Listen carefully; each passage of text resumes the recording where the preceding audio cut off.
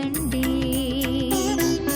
తీర్థయాత్ర తీర్థయాత్ర తీర్థయాత్ర తీర్థయాత్ర. నమస్కారం. ఈటీవీ2 తీర్థయాత్ర కార్యక్రమానికి స్వాగతం. కుపుత్రో జాయేత క్వచదడి కుమాత నభవత అన్నారు జగద్గురువు ఆదిశంకరాచార్యుల వారు. అంటే చెడిన కొడుకులు ఉంటే ఉండవచ్చును కానీ చెడ్డ తల్లి మాత్రం ఉండదు అని అర్థం. అమ్మ అంటే లోకమాత, పరమ పావని. అటువంటి త్రిభువన జనని ఎన్నో చోట్ల ఎన్నో రూపాల్లో వెలసి అందరినీ ఆదుకుంటూ చేదుకుంటూ అడిగిన వారిని లేదనకుండా కాదనకుండా అనుగ్రహిస్తూ ఉంది. ఆ అమ్మల కన్న అమ్మ సకల విద్యాది దేవతగా నెలకొన్న దివ్యక్షేత్రం శృంగేరి. భక్తులందరినీ విద్య వినయ వివేక సంపన్నులుగా ఆశీర్వదించే శృంగేరి శారదామాతని ఈనాటి తీర్థయాత్రలో దర్శించుకుందాం, మనసారా సేవించుకుందాం.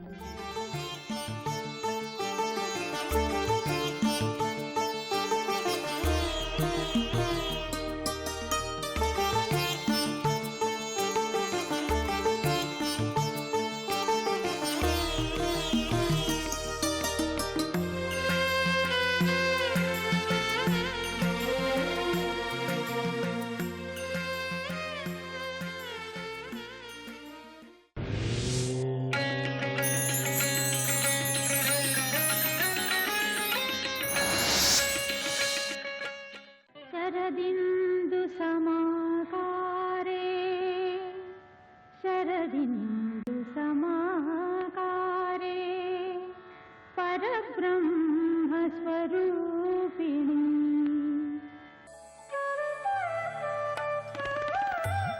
సహ్యాద్రి పర్వత పంక్తుల్లో పచ్చని ప్రకృతి ఒడిలో ప్రశాంత వాతావరణంలో తనువు పులకింపచేసే శిల్పకళా వైభవంతో అలరారుతుంటుంది శృంగేరి. ఇది కర్ణాటక రాష్ట్రం చిక్మంగళూరు జిల్లాలో తాలూకా కేంద్రంగా విలసిల్లుతోంది. తుంగభద్ర నదీ జలాలు శారదామాత పాద ప్రక్షాళనంతో పునీతమై ప్రవహిస్తుంటాయి. ఈ నదీ తీరంలోనే ఆదిశంకరాచార్యుల వారు అద్వైత సిద్ధిని పొందారు. అద్వైతాన్ని పెంచారు, ఆత్మతత్వాన్ని పంచారు.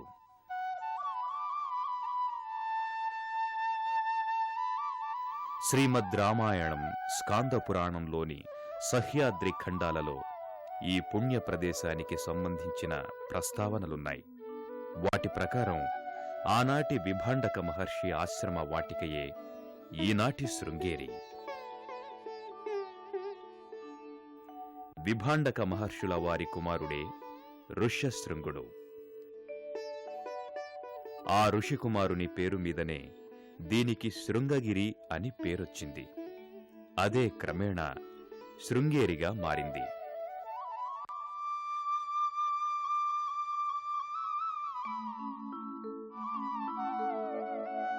నిత్య హోమాలు, యజ్ఞ యాగాదులతో తరించిన తపోవనం ఈ పవిత్ర క్షేత్రం.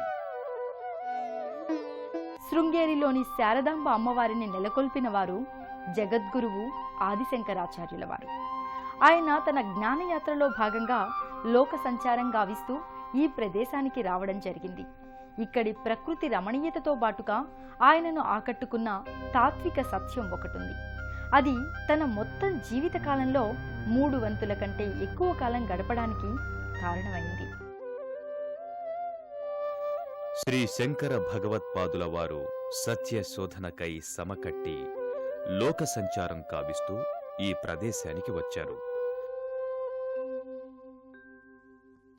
చుట్టూ సహ్యాద్రి పర్వత శ్రేణులు, పరవశింపచేసే ప్రకృతి సౌందర్యం, అన్ని కాలాల్లోనూ పచ్చగా ఉండే చెట్లు, తుంగలో పరవళ్లు తొక్కే చల్లని నీళ్లు ఎంత చూసినా తనివి తీరదు. మిట్ట మధ్యాహ్నం మండుటెండలో ఈ ప్రదేశానికి వచ్చిన శంకరాచార్యుల వారికి ఓ అద్భుతమైన దృశ్యం కనిపించింది. నిండు గర్భిణి అయిన ఓ మండూకం ఎండకి మండుతున్న ఓ బండపై పడి ఉంది. ఎండవేడిమిని తాళలేక, అక్కడి నుంచి తప్పించుకోలేక అది అవస్థపడుతోంది. అలాంటి వేదనామయమైన స్థితిలో ఉన్న ఆ మండూకానికి ఒక నాగుపాము పడగ విప్పి గొడుగు పడుతోంది. మండూకమంటే కప్ప, పాముకి ఆహారం. ఆపదలో ఉన్నది ఆహారమే అయినప్పటికీ దాన్ని మింగకుండా ఆదుకుంటున్నది ఆ నాగసర్పం. ఆ దృశ్యాన్ని చూసిన ఆదిశంకరాచార్యుల వారికి అద్వైత ఆవిర్భావానికి అనువైన ఆలోచన కలిగింది. అందుకే అక్కడ ఆర్ష సంస్కృతిని అజరామరంగా చేయడానికి అనుకూలంగా విద్యాపీఠాన్ని, విద్యాదేవి ఆలయాన్ని నిర్మించాలన్న సంకల్పం కలిగింది.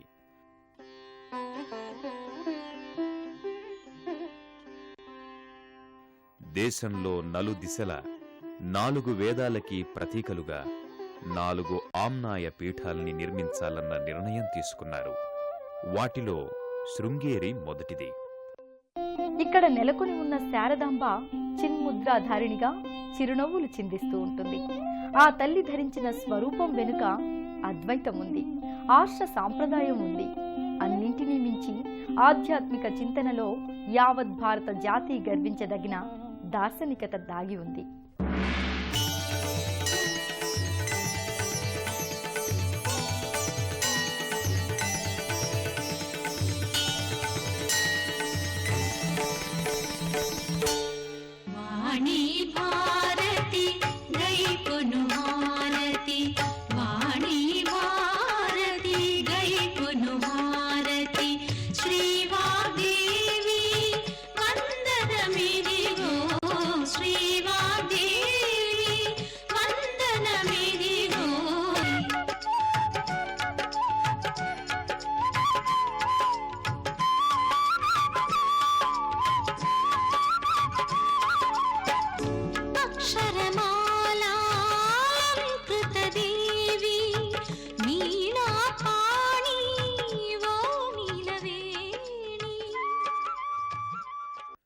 ఇక్కడి శారదామాత సర్వాలంకార శోభితయై విరాజిల్లుతోంది. ఆ తల్లి 4 చేతుల సుఖము, జపమాల, అమృత కలశం, పుస్తకధారిణి అయి భక్తులకి కేవలం భక్తిముక్తులను మాత్రమే కాక విద్యా వినయ వివేక సంపదలను కూడా అనుగ్రహిస్తుంది. అమ్మవారి చేతిలోని పుస్తకం విజ్ఞాన సర్వస్వం.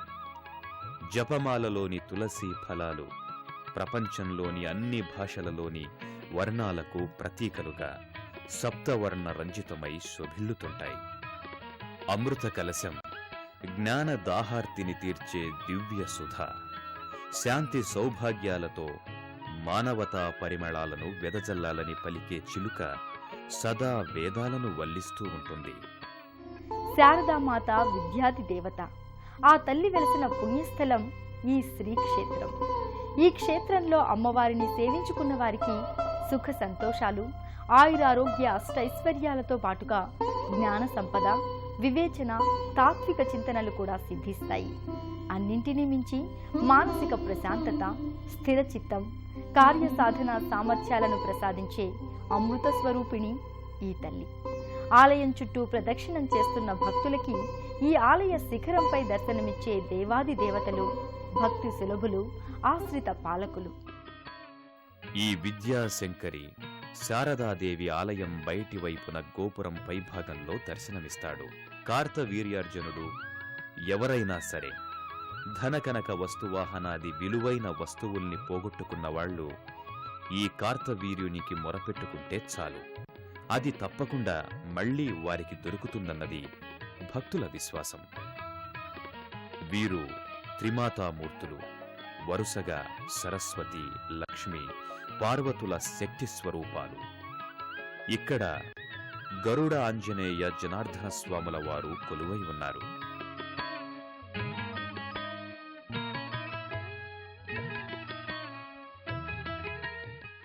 శృంగేరిలో దేవి శారదాంబ ఆలయం ఎంతటి ప్రసిద్ధ పవిత్రమైనదో ఇక్కడి శారదాపీఠం కూడా అంతే ప్రసిద్ధమైంది. ఈ పీఠాన్ని దర్శించకుండా శృంగేరి తీర్థయాత్ర సంపూర్ణం కాదు. ఇక్కడి గురు పరంపర 1200 సంవత్సరాలుగా అప్రతిహతంగా కొనసాగుతూ వస్తోంది. ప్రతి ఒక్క మనిషికి విద్య కావాలి, ఐశ్వర్యం కావాలి, కష్టాలు దూరం కావాలి అనే ఆశ ఉంటుంది. ಬರಬೇಕು. ಅದರಲ್ಲಿ ಸರಸ್ವತಿ ಎಂಬ ರೂಪ అందులో సరస్వతి అనే రూపం విద్యకి అధిదేవత. ಎಂಬುದು లక్ష్మి ఐశ్వర్యాన్నిస్తుంది. దుర్గా ಎಂಬುದು ನಮ್ಮ దుర్గా మనం కష్టాల నుంచి గట్టెక్కడానికి తగ్గ ధైర్యాన్నిస్తుంది. యా దేవి సర్వభూతేషు బుద్ధిరూపేణ శక్తిరూపేణ శాంతిరూపేణ శ్రద్ధారూపేణ కాంతిరూపేణ లక్ష్మీరూపేణ దయారూపేణ మాతృరూపేణ సంస్థితాః నమస్తస్యై నమస్తస్యై నమస్తస్యై నమో నమః. అంటే సమస్త ప్రాణికోటి యందు బుద్ధి, శక్తి, శాంతి, శ్రద్ధ, కాంతి, లక్ష్మి, దయాగుణాలతో మాతృరూపంలో ఏ దేవత దర్శనమిస్తుందో అటువంటి సరస్వతీమాత ప్రతిరూపమైన శారదాంబకి నమస్కరించి బయటికి వస్తే తుంగా నదీ తీరంలో వెలసి ఉన్నాడు సుబ్రహ్మణ్యేశ్వరుడు, ఈ క్షేత్ర పాలకుడు.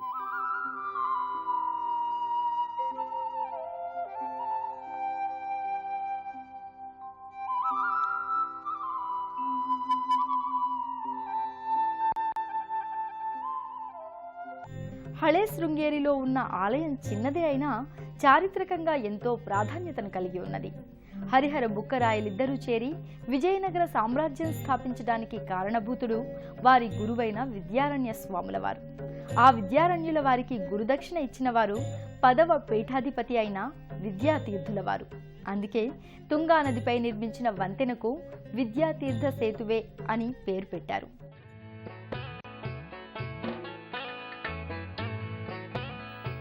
ఇక్కడి క్షేత్రపాలకుడైన సుబ్రహ్మణ్యేశ్వర స్వామిని దర్శించుకుని విద్యాతీర్థ సేతువు మీదుగా హళే శృంగేరికి వస్తే సింహగిరి దిబ్బ కనిపిస్తుంది. అక్కడ దర్శనమిస్తుంది దత్తాత్రేయ పీఠం. ఇది శారదామాత ఆలయానికి నైరుతి మూలలో ఉన్న దత్తపీఠం. ఈ సింహగిరి దిబ్బ మీద ఉన్న ఆలయంలో కొలువైన దైవం చతుర్మూర్తి విశ్వేశ్వరుడు. ఈ చతుర్మూర్తి విశ్వేశ్వర లింగాకారం లోకంలో మరెక్కడా కానరాదు. ఈ మహాలింగాకారం సోమసూత్రాన్ని కలిగి ఉన్నది. దీనిలో ఎదురుగా కనిపించేది శంకర భగవత్పాదుల వారి దివ్య రూపం. ధ్యానమగ్నమై ఉంటుంది.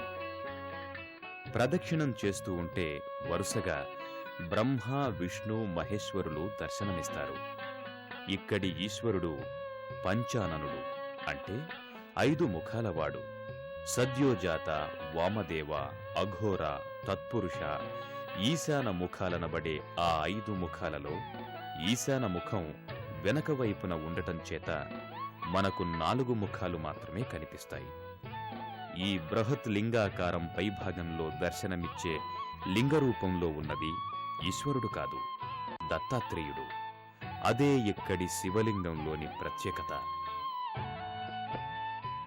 కేవలం 32 సంవత్సరాల అతి తక్కువ జీవిత కాలంలోనే ఆధ్యాత్మిక ప్రపంచం దృష్టిని తన వైపు తిప్పుకోవడం మాత్రమే కాకుండా తన వెంట నడిచే విధంగా చేసుకోగలిగిన జగద్గురువు ఆదిశంకరుల జీవిత విశేషాలను గురించి కూడా తెలుసుకుందాం. పరమ పూజ్య శ్రీ శ్రీ శ్రీ శంకర భగవత్పాదుల వారు కేరళ రాష్ట్రంలోని కాలడిలో జన్మించారు. 5 సంవత్సరాలకే ఉపనయనం జరిగింది. నిత్యానుష్ఠానార్వంతని పొందిన 3 సంవత్సరాల అల్ప అవధిలోనే వేదాంగాలను అవపోసన పట్టారు.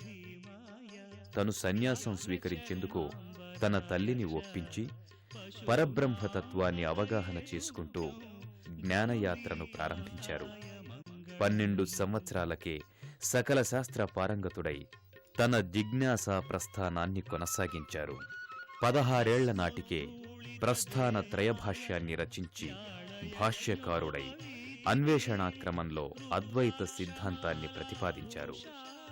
చతుర్వేద ప్రతీకలుగా 4 ఆమ్నాయ పీఠాల్ని స్థాపించారు. వాటిలో 2 పీఠాలు అంటే ద్వారకా, పూరి ఆమ్నాయ పీఠాలు సముద్రం ఒడ్డున నిర్మిస్తే, మిగిలిన 2 పీఠాలు అంటే బదరి, శృంగేరి, ఆమ్నాయ పీఠాల్ని పర్వతాగ్రాన నిర్మించారు. వీటిలో మొదటిది శృంగేరి దక్షిణామ్నాయ పీఠం. దేశాటనం చేస్తూ 32 సంవత్సరాల వయసు నాటికి ఈ శృంగేరికి సమీపంలోని కొల్లూరులో మూకాంబికామాత దర్శనం చేసుకుని పరమాత్మలో ఐక్యమైనారు. శంకర భగవత్పాదుల వారు ఆరంభించిన శారదా విద్యాపీఠానికి ప్రథమ ఆచార్యులు శ్రీ శ్రీ శ్రీ సురేశ్వరాచార్యుల వారు. అప్పటి నుండి అవిచ్ఛిన్నంగా కొనసాగుతున్న ఆచార్య పరంపరలో ఇప్పటి భారతీ తీర్థులు 36వ ఆచార్యులు. ఈ పీఠం నిర్వహించే గ్రంథాలయం తాళపత్ర గ్రంథాలు, భూర్జపత్ర గ్రంథాలతో నిండి మన ప్రాచీన కావ్య, వ్యాకరణ, భాష్య, వైదిక సాహిత్యాలను భద్రంగా సంరక్షిస్తోంది. ఇంతటి విస్తారమైన ప్రాచీన గ్రంథ సంచయం దేశంలో మరెక్కడా కానరాదు. సదాశివస్వరూపాయ నమస్తత్పురుషాయ చ అఘోరాయ చ ఘోరాయ మహాదేవాయ మంగళం. శృంగేరిలో శారదామాత ఆలయంలో దర్శనం చేసుకున్న భక్తులు ఆలయ సమీపంలోని శారదా విద్యాపీఠాన్ని కూడా దర్శించుకుంటారు. ఈ విద్యాపీఠం శంకరాచార్యుల వారిచే ఆరంభించబడినది. అప్పటి నుంచి అనుదిన ప్రవర్ధమానమై మానవ సేవయే మాధవ సేవ అన్న సత్యాన్ని నిరూపిస్తోంది. ఇక్కడి శారదా పీఠంలో నిత్య పూజలందుకునే దైవం చంద్రమౌళీశ్వరుడు. ఈ చంద్రమౌళీశ్వర లింగం పారదర్శకమైన శుద్ధ స్ఫటికలింగం. దీనిని స్వయంగా పరమేశ్వరుడే ఆదిశంకరాచార్యుల వారికి అనుగ్రహించాడని చెబుతారు. సర్వాలంకార శోభితుడైన చంద్రమౌళీశ్వర స్వామి వారిని దర్శించుకోవటమంటే ఆత్మలింగ దర్శన భాగ్యంతో సమానమంటారు. శివ శివ శివ అనవో మనసా, శ్రీ శివనామమే జగద్రక్ష. శివ శివ శివ నవో మనసా, శ్రీ శివనామమే జగద్రక్ష. సర్వ పాపహరణం శివ సంకీర్తనం, సర్వ పాపహరణం శివ సంకీర్తనం. చరాచర సృష్టికిదే మూలాధారం. శివ శివ శివ శివ శివ శివ శివ శివ శివ నవో మనసా, శ్రీ శివనామమే జగద్రక్ష. ఇక్కడి నిత్య పూజలు, అలంకారాలు, సేవలు విశిష్టమైనవి. అయితే దసరా సందర్భంగా జరిగే శరన్నవరాత్రి ఉత్సవాలు మాత్రం రంగరంగ వైభోగంగా జరుగుతాయి. కన్నుల పండుగలా అనిపించే ఆ సంబరాల్లో మనము పాల్పంచుకుందాం రండి. మైసూరు దసరా ఉత్సవాల్లాగే శృంగేరి శరన్నవరాత్రులు కూడా జగత్ప్రసిద్ధమైనవి. అమ్మవారు 9 రోజులు 9 అలంకారాలతో 9 అవతారాలుగా దర్శనమిస్తారు. అమ్మవారిని దర్శించుకున్న సందర్భాలలో ఆయా చక్రవర్తులు సమర్పించిన ఆభరణాలన్నిటినీ అలంకరిస్తారు. గ్వాలియర్ మహారాజులు, విజయనగర సామ్రాజ్య పాలకులు, మొఘల్ చక్రవర్తులు, ఎన్నో సంస్థానాల అధిపతులు, నిజాం పాలకులు, మైసూర్ మహారాజులు, ఇలా ఎందరో ఎన్నో విధాల ఆభరణాలను అమ్మవారికి అర్పించుకొని అర్చించుకున్నారు.